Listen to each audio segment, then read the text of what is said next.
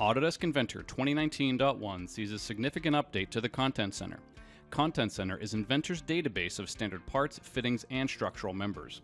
As you open the Content Center in 2019.1, you'll immediately notice the updated interface.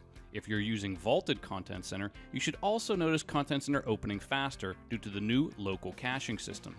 On placing files from Content Center, Quick Search is now immediately activated, allowing you to instantly enter the search criteria directly into the search field.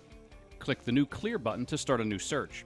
Notice that clearing your search, the editor jumps back from the search results to the previously active category. In Advanced Search, the Look In field also pre-populates with the current category as well as the category picker. And the new Search button is immediately active. Just click Enter and start your search. In addition to the Content Center interface improvements, you'll also find it easier to work with content you've already placed into an assembly. You can now navigate directly to your component in the Content Editor or the Family Table Editor with a right click. Content Center improvements in Inventor 2019.1 make searching, finding, and editing Content Center components easier than ever before.